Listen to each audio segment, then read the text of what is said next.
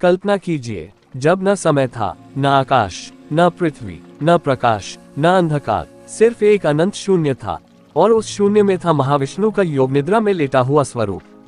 आज सनातन पाठ पर हम आपको सुनाने जा रहे हैं सृष्टि की वो पहली कथा, जिससे मानव, देवता, धरती और पूरा ब्रह्मांड अस्तित्व में आया। लहर सृष्टि से पहले क्या था?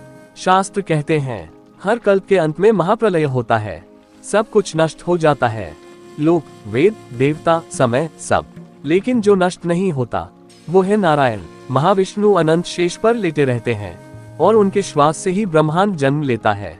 जब सृष्टि की पुनः आवश्यकता होती है तो उनके नाभि से एक दिव्य कमल प्रकट होता है और उसी कमल पर प्रकट होते हैं चेरी ब्लॉसम ब्रह्मा जी, सृष्टि के रचयिता, 4 मुखों वाले ब्रह्मा जी, चारों दिशाओं में देखते हुए।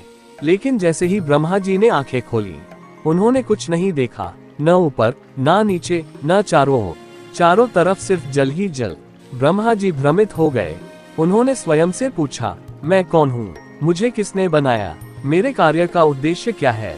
यही प्रश्न पहली चेतना का जन्म था।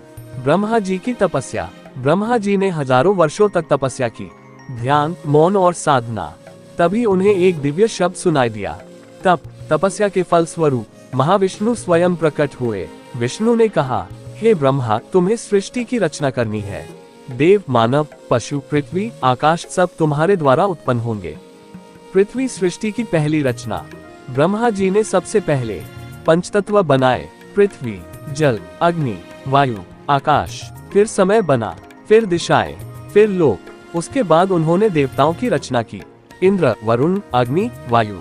लेकिन सृष्टि अधूरी थी, क्योंकि अभी तक मानव नहीं बना था। अर्धमूर्ति मानव का जन्म कैसे हुआ? ब्रह्मा जी ने अपने मन से 4 ऋषियों को उत्पन्न किया, सनक, सनंदन, सनातन और सनत कुमार। लेकिन वे सृष्टि में रुचि नहीं रखते थे, वे मोक्ष चाहते थे। तब ब्रह्मा जी ने अपने शरीर से मनु और शत्रुपा को उत्पन्न किया। मनु बने मानव जाति के पिता और शत्रुपा बनी मानव जाति की माता। यहीं से मानव जीवन की शुरुआत हुई। सतयुग क्यों कहलाया? उस समय का युग था सतयुग, जहाँ झूठ नहीं था, पाप नहीं था, रोग नहीं था, छल नहीं था। मनुष्य सीधे देवताओं से संवाद करता था, ध्यान ही जीवन था, धर्म चारों पैरों पर खड़ा था। इसीलिए सनातन पाठ पर हम बार बार कहते हैं, सतयुग कोई कल्पना नहीं, वो मानव चेतना का सर्वोच्च काल था। वार्निंग साइन, पहली भूल और अहंकार। लेकिन जैसे जैसे सृष्टि बढ़ी, अहंकार ने जन्म लिया। कुछ प्राणियों ने स्वयं को ईश्वर समझना शुरू किया। यहीं से अधर्म का बीज पड़ा और आगे चलकर हिरण्यकश्यप, रावण और कंस जैसे पात्र जन्मे।